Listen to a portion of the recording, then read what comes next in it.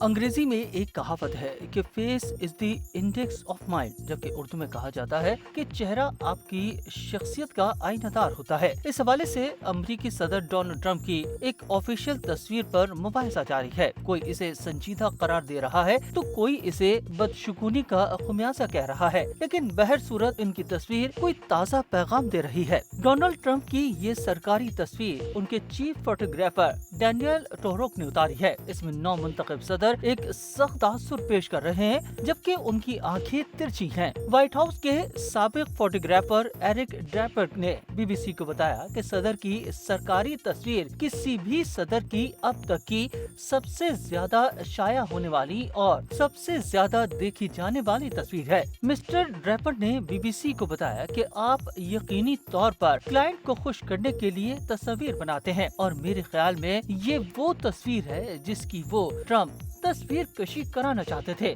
انہیں اس وقت کے صدر جارج ڈبلیو بش اور خاتون اول لورا بش کے ساتھ بیٹھ کر ان کی پسندیدہ تصویروں کو منتخب کرنے سے پہلے تصویروں کے انتخاب پر غور کرنا یاد ہے۔ انہوں نے کہا کہ اس انتخاب کے پس پش خیال یہ تھا کہ وہ اچھی ہوں، خوشگوار نظر آئے، وہ ایک پیشہ ورانہ پورٹریٹ کی طرح نظر آئے، اس سے اچھائی جھلکے، کیونکہ جب لوگ اپنے دفتروں میں داخل ہوں تو یہ تصویر ان کا استقبال کرتی نظر آئے۔ اینڈریو پارسنس نے ایک سیاسی فوٹوگرافر جنہوں نے ڈیوڈ کیمرون سے لے کر لیز ٹرس تک 4 برطانوی وزرائے اعظم کے ساتھ ساتھ بورس جانسن کے لیے بھی 13 سال تک کام کیا۔ انہوں نے ٹرمپ کی تصویر کے بارے میں کہا کہ یہ ایک پیغام دینے والی تصویر ہے۔ میں آپ کو پیغام دے رہا ہوں، اس میں مسکراہٹ نہیں ہے، یہ ایک بے رحم سخت انداز ہے جو کیمرے کے لینسز کو براہ راست گھور رہا ہے۔ اس کے برعکس مسٹر پارسنس نے کہا کہ سن 2017 کی صدر ڈونلڈ ٹرمپ کی تصویر ڈونلڈ ٹرمپ بزنس مین کی تصویر تھی۔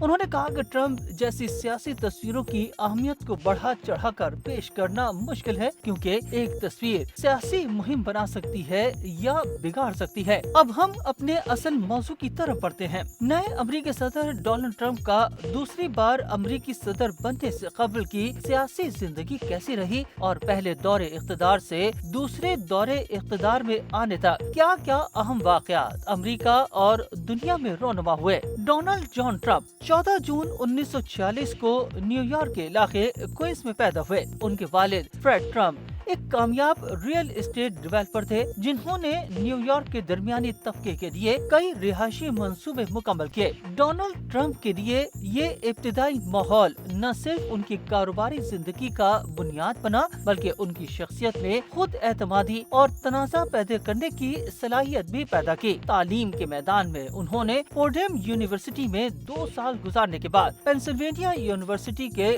وارٹن اسکول آف فائنانس سے معاشیات کی ڈگری حاصل کی۔ تعلیم مکمل کرنے کے بعد ڈونلڈ نے اپنے والد کے کاروبار میں شمولیت اختیار کی اور ٹرمپ آرگنائزیشن کی بنیاد ڈالی۔ جلد ہی انہوں نے نیو یارک کے بڑے ریئل اسٹیٹ منصوبوں میں اپنے نام کا ڈنکا بجایا۔ ان کی کامیابی متاثر کن تھی، لیکن ان کے کئی منصوبے دیوالیہ پن اور قانونی تنازعات کا شکار بھی ہوئے۔ سن 2015 میں ٹرمپ نے ریپبلکن پارٹی کی طرف سے صدارتی انتخابات لڑنے کا اعلان کیا۔ ان کا انداز روایتی سیاستدانوں سے بالکل مختلف تھا۔ انہوں نے میکسیکو کی سرحد پر دیوار بنانے، مسلم ممالک پر سفری پابندیاں عائد کرنے اور امریکہ کو دوبارہ عظیم بنانے کے وعدے کیے۔ ان کے مسلم مخالف بیانات اور خواتین کے خلاف دیے گئے قابل اعتراض ریمارکس نے عالمی سطح پر تنازع پیدا کیا، لیکن ان کے حامیوں نے انہیں ایک غیر معمولی اور نڈر رہنما کے طور پر قبول کیا۔ سن 2016 کے صدارتی انتخاب میں ٹرمپ نے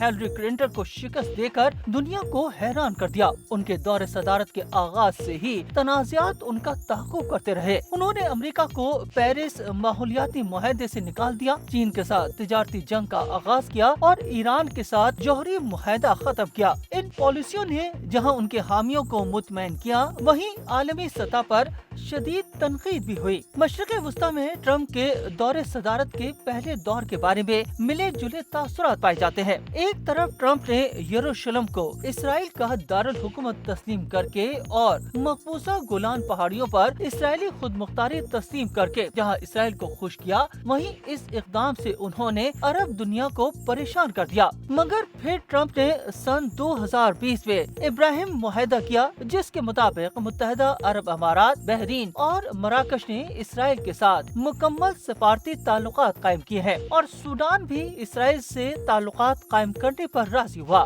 مگر ایران کے حوالے سے ٹرمپ کا رویہ جارحانہ رہا۔ روس کے ساتھ تعلقات بھی ان کے دور صدارت کا ایک متنازع پہلو رہے۔ ان پر سن 2016 کے انتخابات میں روسی مداخلت کے الزامات لگائے گئے، لیکن وہ ان تمام تحقیقات سے بچ نکلے۔ ان کی امیگریشن پالیسی، جس میں مسلم اکثریتی ممالک کے شہریوں پر پابندی شامل تھی، نے امریکی عدلیہ اور عوام کو تقسیم کر دیا۔ میڈیا کے ساتھ ان کے تعلقات مسلسل خراب رہے۔ انہوں نے میڈیا کو فیک نیوز قرار دیا اور اپنے خلاف ہر تنقید کو میڈیا کی سازش کہا۔ ان کے سخت رویے اور بیانات نے امریکی سیاست میں ایک نئی بحث کو جنم دیا۔ سن 2020 کے صدارتی انتخابات میں ٹرمپ جو بائیڈن سے شکست کھا گئے، لیکن انہوں نے نتائج تسلیم کرنے سے انکار کر دیا۔ انہوں نے انتخابات میں دھاندلی کا الزام لگایا اور اپنے حامیوں کو احتجاج پر اکسایا۔ 6 جنوری سن 2021 کو ان کے حامیوں نے امریکی کیپٹل ہل پر حملہ کیا، جس نے امریکی جمہوریت کی تاریخ کا تاریک باب رقم کیا۔ صدارت چھوڑنے کے بعد ٹرمپ کے خلاف کئی قانونی مقدمات دائر کیے گئے، جن میں ٹیکسی فراڈ اور کاروباری بدعنوانی کے الزامات شامل تھے۔ ٹویٹر اور فیس بک نے ان کے اکاؤنٹ بند کر دیے، جس نے ان کی مقبولیت کو نقصان پہنچایا، لیکن وہ اپنی سیاست سے پیچھے نہ ہٹے۔ سن 2024 میں انہوں نے دوبارہ صدارتی انتخابات میں حصہ لینے کا اعلان کیا۔ ان کی انتخابی مہم ایک بار پھر امریکہ کو عظیم بنائے کے نعرے کے گرد گھوم رہی تھی۔ اس بار ان پر ماضی کے تنازعات کا بوجھ تھا، لیکن انہوں نے اپنے حامیوں کو متحرک کرنے میں کوئی کسر نہ چھوڑی۔ حیران کن طور پر انہوں نے ان تمام تنازعات کے باوجود سن 2024 کے انتخابات میں کامیابی حاصل کی۔ ان کی جیت نے ان کے حامیوں کو خوشی اور مخالفین کو غصے میں مبتلا کر دیا۔ ٹرمپ کی شخصیت، ان کا انداز اور ان کے فیصلے ہمیشہ امریکی سیاست کا حصہ رہیں گے۔ ان کی کہانی ایک ایسے فرد کی ہے جس نے تنازعات کے باوجود اپنی طاقت کا لوہا منوایا۔